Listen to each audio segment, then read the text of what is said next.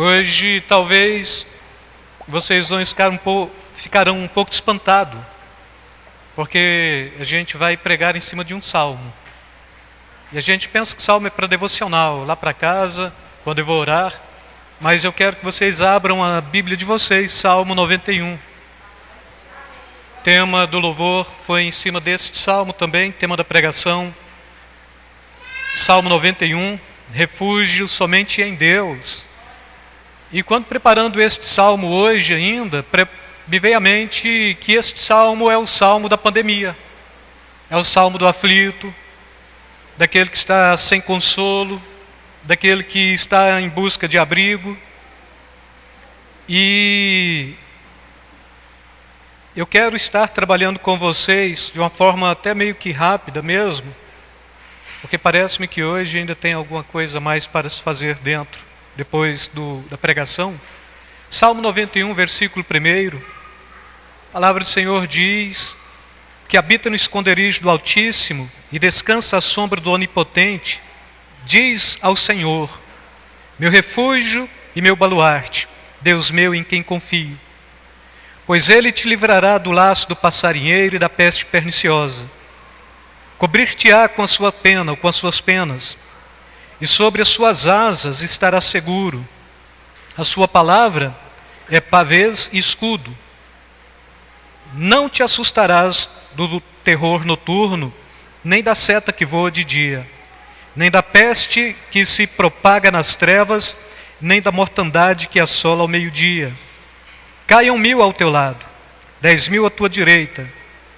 Tu não serás atingido, somente com os teus olhos contemplarás e verás o castigo dos ímpios. Pois dissestes: o Senhor é o meu refúgio. Fizestes do Altíssimo a tua morada. Nenhum mal te sucederá, nem praga alguma chegará à tua tenda. Porque aos teus anjos dará ordem ao teu respeito, para que te guardem em todos os teus caminhos. Eles te sustentarão em suas mãos, para que não tropece em alguma pedra. Pisará o leão e a áspide, calcarás os pés, o leãozinho e a serpente. Porque a mim se apegou com amor, eu o livrarei, pô-lo-ei a salvo, porque conhece o meu nome. Ele me invocará e eu lhe responderei. Na sua angústia eu estarei com ele, livrá-lo-ei, glorificarei, saciá-lo-ei com longevidade e mostrarei a minha salvação. Amém? Podem sentar, amados. E contrariando também as expectativas, este salmo não é de Davi. Ponto de vista de qualquer comentário de Bíblia vai propor que este salmo é um salmo de autor incerto. Mas quando a gente faz um estudo um pouco mais de exegese, procura mais profundo ainda, a gente vai encontrar este salmo como sendo um dos salmos de Moisés também. Então, se este salmo é de Moisés, ele escreve Salmo 90, ele escreve Salmo 91, e talvez ele escreve mais uns 2 outros salmos também. E aqui o povo judeu, para eles, não se negocia. Até hoje este salmo é de Moisés. Davi pega este salmo e acrescenta nos seus cânticos, não é? Pega aqui este escrito e acrescenta nos seus salmos. Então ele salmodia com este salmo também. E quando a gente vai perceber bem a estrutura deste salmo e compreendendo que ele é de Moisés, a primeira coisa que nos vem à mente acerca deste salmo é justamente Moisés dentro de uma possibilidade em que o esconderijo do Altíssimo pudesse ser propício. E 2 abordagens a gente trabalha logo de imediato dentro deste salmo, que é a primeira, quando Moisés está subindo o Monte Sinai para receber do Senhor a lei, as ordenanças, tudo aquilo que a gente compreende como sendo a tradição judaica, ou os mandamentos, 617 mandamentos que o povo judeu tem de cumprir, literalmente, aqueles que cumprem a religião. Mas aqui ele está na presença, ele está no monte, e quando no monte, a Bíblia está falando que a glória do Senhor trazia totalmente uma manifestação do seu poder naquele monte, de forma que quem estava embaixo não podia contemplar o topo do monte, e assim Moisés, na presença de Deus, ele compreendia que ali ele estava habitado no esconderijo do Altíssimo, na sombra do Onipotente. E a outra proposta também deste salmo traz-se quando ele já recebe toda a lei, quando constrói toda a arca, toda a estrutura do templo, o próprio templo mesmo, ali no deserto ainda, a tenda da congregação ou tabernáculo também, quando ele está ali para contemplar o sacerdote, aqui o sumo sacerdote, seu próprio irmão, entrando no Santo dos Santos, e a Shekinah, a habitação, a manifestação da glória de Deus também acontecendo dentro do tabernáculo, de forma que o tilindar dos sininhos do vestimento do sumo sacerdote estava acontecendo, e o Senhor estava recebendo aquele sacrifício oferecido, e a Shekinah de Deus manifestava mais uma vez dentro ou entre a Arca da Aliança, entre os querubins, e aquilo manifestava fora da tenda, e também trazia o conceito de ser a habitação, ou de ser o esconderijo do Altíssimo, trazendo a proposta justamente de que aquele povo, eles tinham em si a compreensão de que estavam protegidos, porque a glória do Senhor, a manifestação da glória do Senhor, a nuvem da glória do Senhor, sempre era com aquele povo para abençoar, quando de fato aquele povo trazia em si uma estrutura de adoração e de perfeição no seu sacrifício, na sua oferta, em tudo aquilo que se deveria fazer para o Senhor, em tudo aquilo que tinha que trazer de fato para oferecer ao Senhor. E a Bíblia está nos trazendo justamente esta compreensão. Quando o povo de Deus está em íntima comunhão com Deus, eles estão habitados, eles estão escondidos, eles estão protegidos, eles estão totalmente tendo um refúgio e um baluarte forte para livrá-los de todo tipo de perseguição e de todo tipo de artimanha que o inimigo pudesse tentar ou intentar contra aquele povo. Mas o mais interessante é que quando a gente pega o versículo 1, 2, 3 e 4, nos traz aqui 4 tipos de informação do nome de Deus, e que a gente vai compreender que Moisés, ele tinha uma intimidade tão grande e tão profunda com Deus, que à medida que ele vai pronunciando e à medida que o nome de Deus vai tomando formas diferentes, vai nos trazendo também a informação daquele Deus que tudo pode, que tudo faz e que tudo manifesta na vida daqueles que de fato se põem e que se quedam e que se prostram perante o seu poder, perante a sua glória, perante a ação do seu poder. E aí por 4 vezes a gente pega aqui, irmãos, e este salmo apresenta o nome de Deus, demonstrando quem Deus é. Começa mostrando que Ele é o Altíssimo, aquele que habita no esconderijo do Altíssimo, o equivalente hebraico, Elion. Elion, então, está falando do Deus Altíssimo, do Deus que não é maior do que todos, mas que é sobre todos, do único Deus, do poderoso Deus, daquele que está acima, daquele que governa, daquele que em se tendo a sua habitação de fato tudo está muito abaixo, e ele sobrepõe todas as possibilidades, e ele sobrepõe todo tipo de autoridade ou todo tipo de entidade que supostamente possa alguém estar tentando prostrar-se perante ela, porque ele é maior. Mas Moisés continua também nos trazendo no versículo 2 a consciência de que este Deus é todo-poderoso. E quando a gente pega o conceito de todo-poderoso também, todos nós já sabemos bem este conceito, é El Shaddai, o Deus todo-poderoso, que manifesta a sua glória.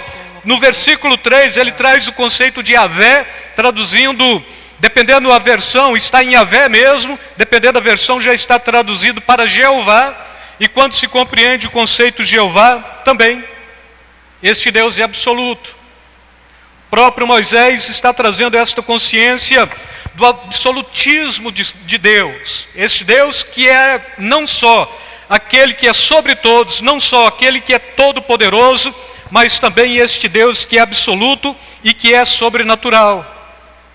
E por último, no versículo 4, ele está trazendo esta consciência de Deus como sendo Elohim, Elohim, a consciência de Deus como sendo Deus, no plural, majestoso, excelente, grande, cheio de dignidade, do ponto de vista da semântica, elevadíssimo, mas do ponto de vista da manifestação deste Deus também, os nomes de Deus traz a apresentação pelo salmista que demonstra cada capacidade e cada estrutura. E quando ele pega este versículo 4 mesmo, para trazer o conceito de Elohim, ele está falando deste Deus que se manifesta na pessoa dos três.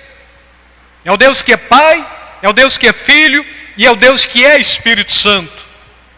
E assim Moisés, ele com muita naturalidade, pelo simples fato de traduzir e de trazer, ou de propor este salmo, ele está compreendendo toda a grandeza de Deus, toda a soberania de Deus, mostrando que este Deus, ele sempre está presente, este Deus, ele sempre tem poder, este Deus, ele é absoluto, este Deus é majestoso, este Deus está sobre todos, e quando você está escondido, quando você habita, quando você está debaixo da proteção deste Deus, nada pode contra você, nada pode contra a sua vida, porque esta é a possibilidade, de fato, daquele que é protegido por este Deus, porque ele quebra todos os viés, todas as possibilidades que é contra a sua vida, definitivamente ele quebra.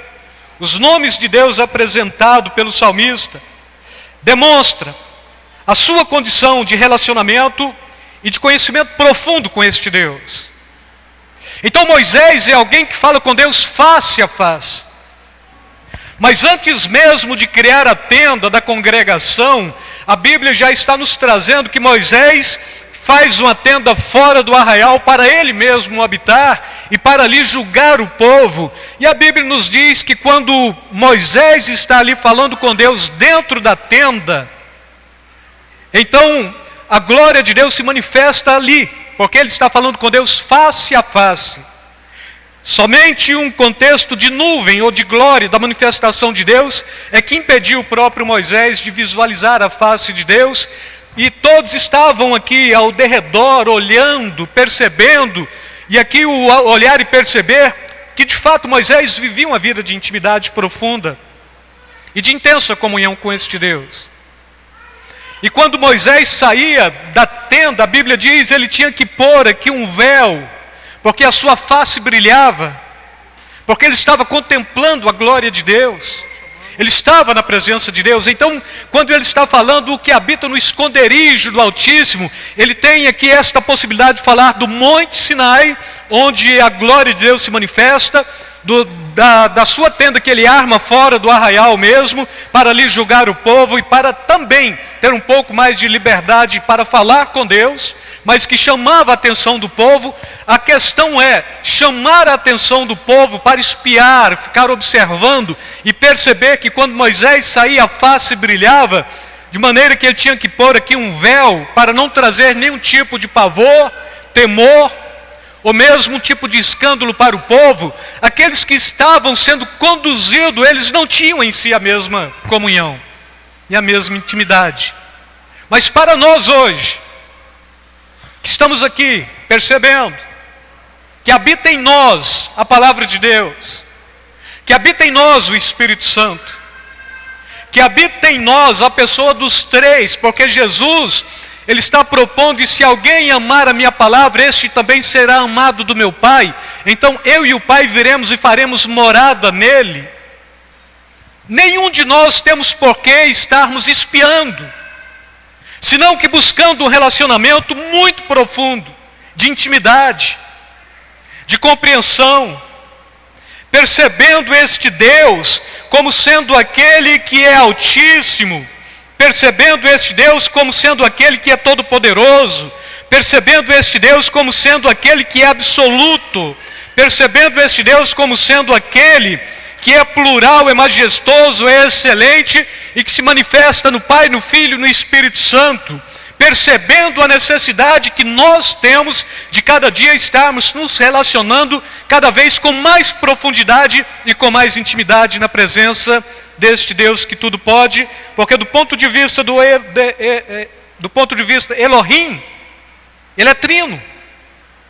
Então você está adorando, sim, mas adorando quem? Deus. Na pessoa de quem? Não importa. Se do Pai, se do Filho, se do Espírito Santo, você está na presença de Deus. Mesmo porque Deus te ama. Mesmo porque Jesus, Ele é a expressão máxima do sacrifício do Pai, Ele morre por você. Mesmo porque o Espírito Santo é a expressão máxima do Filho e do Pai, porque Ele te consola, Ele te conduz, Ele te ensina, Ele te capacita o tempo todo, Ele te dá toda a estrutura para que você possa de fato não só apresentar-se perante a Ele, mas poder oferecer louvor dignos de aceitação, porque mais uma vez, irmãos, é o Espírito Santo quem intercede por nós todas as vezes que prostramos-nos para adorar e para celebrar o nome santo do Senhor.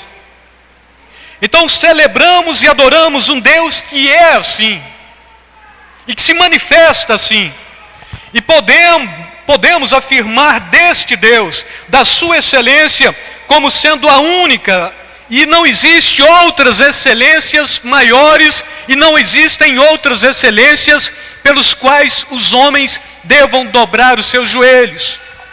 Um exemplo típico, irmãos, o epicentro da pandemia saiu do Brasil, está na Índia. Cultura hindu, 1 bilhão e 300 milhões de habitantes. Cultura hindu, para cada habitante um Deus. Esta é a cultura. Jogava-se no passado com a possibilidade de 300 milhões de deuses que se adorava, mas traz-se um novo conceito para a religião hindu. Para cada pessoa existente, um Deus. Então, uma nação com esta quantidade de pessoas e com esta quantidade de deuses. E ainda assistindo o jornal ontem, eles cremam, mas a pandemia está tão forte, não tem um censo que possa divulgar a quantidade de pessoas que de fato já morreram ou estão morrendo. Eles põem lenha aqui, um bocado de lenha, jogam os corpos ali em cima, põe outra lenha por cima, acende aquilo e faz um churrasco de ser humano a céu aberto, e a fumaça vai para bem longe. E cada pessoa que está ali, necessariamente está vitimando um Deus que eles celebram e adoram, porque se morreu, morreu pela pandemia, e se morreu, sepultou o seu Deus junto consigo. Mas nós servimos um Deus que a Bíblia diz é vivo, é santo, é verdadeiro, é poderoso, é altíssimo, é sobre todos, não se mede em glória. Ouve, ó Israel, o Senhor vosso Deus é o único Deus, trazendo justamente esta compreensão de quem este Deus é. Ele é todo poderoso, Ele é sobre todos, Ele é absoluto, Ele é a manifestação do Pai, do Filho e do Espírito Santo. Ele é o Deus que nós servimos, é o Deus que nós adoramos, Ele é o Deus que nós glorificamos, Ele é o Deus que nós testificamos com a máxima capacidade possível, e pegando também a própria máxima do apóstolo Paulo, ainda em Romanos 8, versículo 31, e ele está propondo: se Deus é por nós, quem será contra nós? Porque do ponto de vista de Moisés, Elion é altíssimo sobre todos, El Shaddai é todo poderoso, Yahvé, Jeová, é absoluto, é sobrenatural, Elohim é plural, é majestoso, é excelente.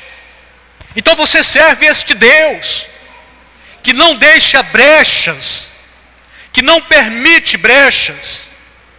Do ponto de vista do povo judeu, quando estava fazendo guerra e dos filisteus, quando estava fazendo guerra contra o povo judeus, vamos levar este povo para Campinas, porque talvez este Deus seja Deus só das Campinas, e quando chegava ali, perdia a batalha. Agora vamos levar este Deus para as montanhas, e a gente briga com o povo judeu na montanha, porque talvez este Deus seja Deus somente das montanhas, e quando iam lutar lá, perdiam também, porque eles não tinham compreensão da existência deste Deus, que é maior do que tudo, maior do que todos, é sobre todos, fez tudo, é todo poderoso, é aquele que criou todas as possibilidades e é aquele que criou o homem para o louvor da sua glória. Nós estamos aqui para louvar a Deus. Nós estamos aqui para glorificar o nome santo do Senhor. Nós estamos aqui sabendo que este Deus, de fato, Ele não só se propõe como aquele que me salva, mas se propõe também como sendo aquele que é o meu esconderijo. Aquele que eu posso habitar nele. Aquele que eu posso encontrar refúgio nele.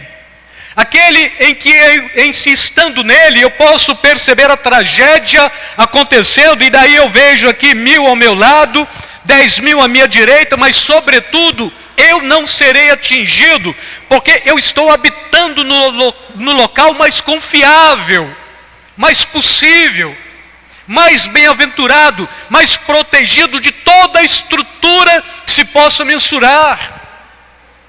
O cristão habita em Deus, e quando ele deixa de habitar em Deus, sempre a tragédia o pega. E se tem possibilidades de propor, olha, mas já que estamos falando de tragédia, tem crente que está passando por problemas. Será que é porque ele não está habitando em Deus? Como eu venho falando para vocês neste tempo, de fato Deus tem permitido esta pandemia para nos ensinar algo. Já tenho aprendido muito de Deus. Todos os dias eu estou preocupado em descobrir algo novo do que Deus quer me ensinar em detrimento desta pandemia, e todos os dias estou descobrindo algo novo. Todos os dias. E se porventura você for contaminado por este vírus e for para dentro de uma UTI, é porque Deus quer que eu vá. Porque até na enfermidade o cristão é abençoado. E se for entubado, é porque Ele quer que eu seja entubado. E se morrer, é porque eu já tenho meu galardão nos céus. E isso vale para mim, isso vale para você, isso vale para cada um de nós. Crente que tem medo da morte é o crente que tem dúvida da salvação, que está incerto, que não está resolvido, que não está bem com Deus. Sabe que se no momento ele for preciso passar pelo teste de aprovação, ele não passa.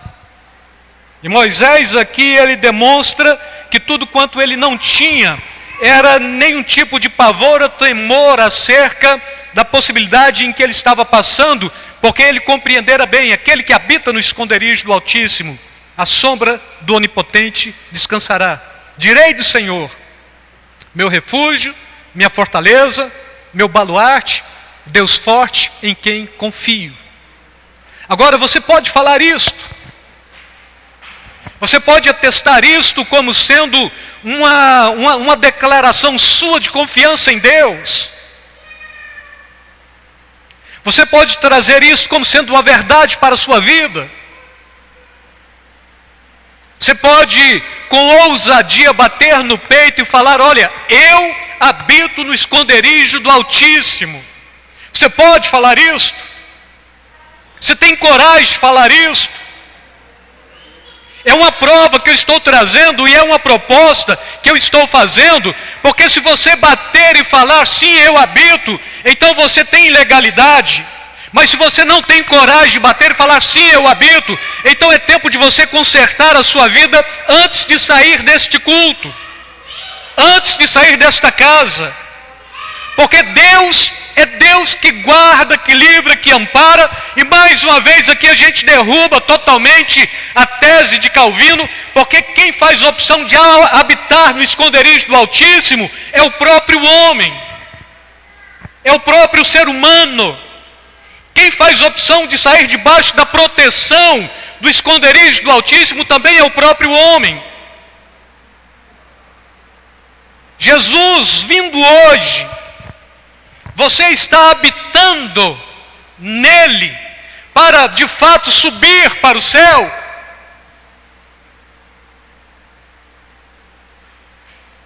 Quais são as pendengas e as mazelas que você tem trazido para a sua vida que te impede de propor: eu habito no esconderijo do Altíssimo?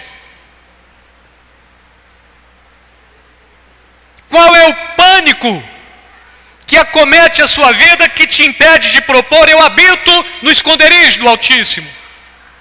Eu descanso na sombra do Deus onipotente. Eu posso dizer, eu direi do Senhor, Ele é o meu refúgio. Quantos de nós estamos nos refugiando em locais que não é local de crente se refugiar? Você não pode refugiar em uma tenda de Satanás, por exemplo. Você não pode refugiar na sua própria carne, por exemplo. Você não pode se refugiar debaixo desta psicologia da transferência, onde para se defender você acusa o outro.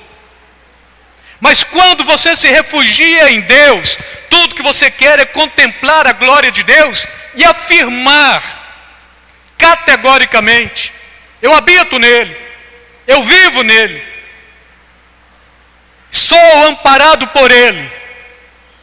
Tem gente caindo do meu lado e do meu outro lado, eu não estou sendo abalado. Porque eu não dependo de circunstâncias. Eu dependo de Deus. Eu não dependo de mazelas humanas, eu dependo de Deus.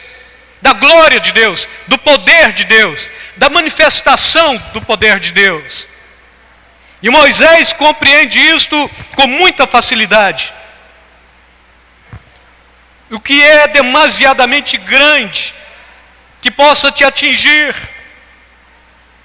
o que é demasiadamente grande que possa te afetar, o que é demasiadamente grande que pode tirar a sua proteção, o seu amparo e a sua salvação, se de fato você está habitando no esconderijo do Altíssimo, daquele que é sobre, ele não é maior, ele está sobre todos. Interessante que é a filosofia que vai falar disto, não é a teologia. Quando tanto Descartes quanto Kant posterior, ele vai falar da ontologia, daquilo que explica por si só e que está fora da nossa dimensão humano-natural, e posteriormente Kant, ele vai falar daquilo que é a priori, ele está antes de tudo, e tudo está depois dele, porque ele criou todas as coisas. E todo crente tinha que saber disto, pelo simples fato de propor: olha, o Espírito Santo habita em mim, ele me consola, ele testifica todos os dias na minha vida e no meu coração, de que eu já tenho um galardão nos céus. Ele me faz esperar contra a esperança, porque Abraão esperou contra a esperança, ele tinha esperança contra a esperança. É um homem de 100 anos, tem que ter um filho. Não tem mais estrutura, a Sara está velha, ele está velho, mas Deus promete, e ele confia, e ele tem esperança. Estão entendendo bem isto que eu estou falando, irmãos? Tem coragem de falar: olha, ele é o meu esconderijo forte. Eu acho que isso foi bom, esta pregação, Sandra. Eu fiquei perturbado em fazer ela a semana toda. E a graça, e aí, vai fazer a pregação? Vou. E fiz hoje. Porque isso muito me afligiu. Mesmo porque para fazer um sermão e depois transmitir como este, sobretudo a primeira convicção tem que ser sua. E talvez eu peguei isso como pretexto também, para durante uma semana saber se de fato eu estava debaixo do esconderijo do Altíssimo, habitando nele, protegido nele, se não, buscando habitar nele, refugiar nele, para escrever algo, para cobrar de vocês, para que vocês também possam ter esta compreensão de habitar nele, refugiar nele. Amém? Amém? Fora de Deus, nada existe. Em Deus, tudo é possível. Só que quando a gente vai trabalhar também o estar habitando em Deus, não existe pandemia, epidemia, endemia. Então, quando tudo que a gente pega que tem mia no fim deste contexto aqui, que pega todo o planeta, que pega a região ou que pega somente a tribo em que está o foco, nada disso existe para Deus. Pragas, Ele está falando aqui, angústias, tristezas, opressão de alma, que possa nos atingir.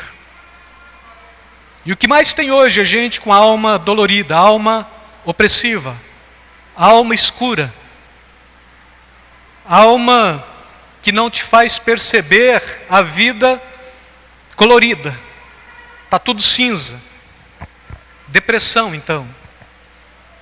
Habitando neste Deus, nem a depressão pode te atingir. E quando a gente pega o corpo deste salmo mesmo, a metáfora que ele traz, debaixo das tuas asas estarei seguro, esta metáfora, debaixo das tuas asas, está falando de proteção. Ele é aquele que pode te proteger. Além de falar de proteção, também nos arremete para o próprio Jesus. E aí, Mateus 23, 37, Jesus está olhando para Jerusalém, e ele está falando: Jerusalém, Jerusalém, quantas vezes, e talvez Jerusalém hoje, que é um nome de uma nação, um adjetivo que não chega a ser pátrio, mas pega um adjetivo, pega o seu próprio nome, pega aí um substantivo próprio, seu nome. Será que Jesus está aqui olhando para você e falando: vou pegar a graça, porque minha esposa, eu sei, Maria das Graças, Maria das Graças. Quantas vezes eu quis te acolher debaixo das minhas asas, como a galinha acolhe seus pintinhos, e você não quis? Será que eu poderia personalizar esta fala de Jesus? Porque o mundo hoje é do personal. Style, trainer e tudo mais, tudo tem um personal. É bom isso, é ótimo. Inclusive, não foi este período moderno que inventou o personal. A Bíblia mostra Jesus, porque Jesus é aquele que te conduz, é aquele que te orienta, é aquele que te leva, é aquele que te faz sempre acertar. Mas será que você pode trazer para si mesmo esta compreensão? Eu poderia citar o nome de outra pessoa aqui. Posso citar seu nome, Richard? Então, Richard, quantas vezes eu quis te acolher debaixo das minhas asas? É Jesus falando. Como a galinha acolhe e protege seus pintinhos, mas você não quis. Posso falar o seu nome, Janaína? Janaína, quantas vezes eu quis te habitar debaixo das minhas asas, como a galinha faz com os pintinhos, e você não quis. Vê o quanto isto é sério, irmãos. Trazer a nomenclatura de crente e de evangélico não significa nada. Você tem que ter postura. E se falar: olha, eu estou amparado, eu já estou debaixo. Porque Jesus, ele traz este vaticínio para Jerusalém, mas ele sabia que os seus discípulos já estavam protegidos. Será que Jesus conhecia este salmo? Será que Jesus conhecia a Bíblia? Será que ele tinha intimidade com o Espírito Santo? Do ponto de vista do 100% homem, somente o homem, não 100% Deus, mas o homem, conhecia?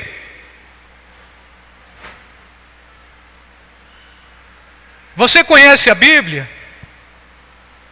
Você conhece que este Salmo 91, irmãos, eu tinha 12 anos ou um pouco menos de idade, uma tia minha aceitou a Jesus e me forçava a vir à igreja com ela de manhã, círculo de oração, Assembleia de Deus, e ali todo mundo, joelho dobrado, eu tinha que dobrar o joelho também, porque era a regra, senão a tia batia e acabou. E me fazia jejuar, e quando chegava na casa da minha outra tia, que era a dona da casa, ela falava, agora vamos entregar o nosso jejum. Sabe para onde ela me levava? Muitos de vocês não conhecem, privada. Privada, então você faz uma fossa, você põe tábua em cima e deixa só o local ali onde você vai soltar os dejetos. E chegava ali, ela fechava a porta e eu ficava morrendo de medo. O que ela vai fazer comigo? Agora nós vamos orar porque nós vamos entregar o jejum. E eu estava com a boca amargando de jejuar. E ela me fez aprender este salmo, recitando ele. Todo. E todo dia ela cobrava de mim. A minha maior vontade era poder fugir daquela casa. Sair daquela situação. Porque este salmo é muito fácil de decorar ele, mas ela quer que eu transmita direto para ela. Quantos místicos, feiticeiros, pai de santos, idólatras, que nunca pegou a Bíblia, mas tem uma Bíblia aberta no Salmo 91 como um amuleto, um patuá, uma proteção. Porque se eu abro no Salmo 91, então nada é contra mim, então cria uma possibilidade até de descarrego, porque tudo aquilo que tentar fazer contra mim, o Salmo me protege. Nunca leu a Bíblia, mas está amarelo aqui. E nós estamos aqui. Pessoas que se dizem conhecedores da palavra de Deus, mas que de alguma forma ainda tem algum temor em nossas vidas, quando precisamos trazer esta primeira possibilidade, habitar no esconderijo do Altíssimo. Porque necessariamente, nem sempre a fala condiz com a prática. Olha, eu sou crente, mas eu sou carnal, sabe? Eu ainda tenho uma natureza humana. Todos nós temos. Como você tem uma natureza espiritual também. Agora, a que vai prevalecer na sua vida é aquela que se alimentar. Para alimentar a carne, você não precisa fazer nada, basta não alimentar a natureza espiritual. Para de orar, para de ler a Bíblia, para de ter comunhão com Deus, para de vir à igreja, a sua carne vai estar bem robusta. Muito robusta. Você vai até dançar funk para as mulheres. E este salmo demonstra um Deus, habitação segura, descanso permanente, fortaleza intransponível, que consola a alma e que te livra. Terror noturno ou pavor noturno, te traz proteção contra os ataques de Satanás. E aí o salmista ele está falando que ele não só livra do pavor noturno e do terror noturno, como da seta que voa ao meio-dia. A tradição hebraica traz um conceito para a seta como sendo um demônio que está solto ao pleno meio-dia, procurando pessoas que ele possa infernizar e tentar acometer e tentar penetrar na sua vida ou na vida daquele que ele está ali circulando, para tentar de alguma forma minar a resistência e tirar proveito. E aí o salmista diz, mas você está habitando no esconderijo do Altíssimo? Sim. Então você não precisa preocupar com a seta que voa de dia. Você não precisa ficar com medo de pavor noturno. Pavor noturno hoje, do ponto de vista da psiquiatria, da neurologia, da psicologia, pega só criança até uma certa idade. Mas o salmista está falando do pavor noturno mesmo. É o seu dia que nunca clareou. É o seu momento que em pleno meio-dia tudo é treva. Porque você ainda vive algum tipo de ocultismo e algum tipo de realidade que não condiz com a verdade de Deus. Por exemplo, estão entendendo isso? É mais ou menos assim, irmãos. E aí na Bíblia de Jerusalém, este versículo 6, caso vocês queiram acompanhar, diz assim: nem de peste que caminha nas trevas, nem de epidemia que devasta ao meio-dia. Na Bíblia de Jerusalém está escrito deste jeito. Caso você queira conferir, quem tem Bíblia no celular, põe ela na versão Jerusalém. Quem não tem, se você quiser pegar de uma pessoa emprestado para ler, está escrito deste jeito. E aí no versículo 8 e 9 também, ele é abrigo e ele é refúgio.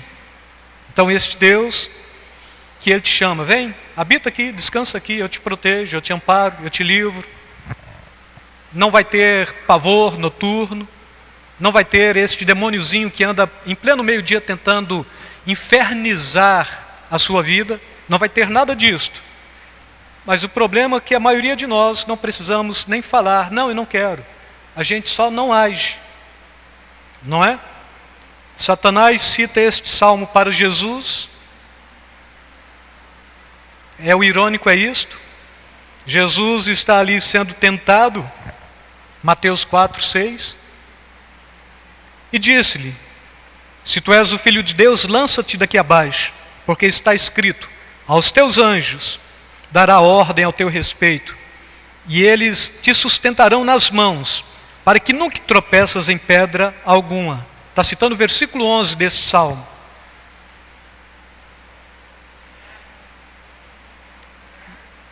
Outra figura de linguagem deste salmo é o revestimento de poder.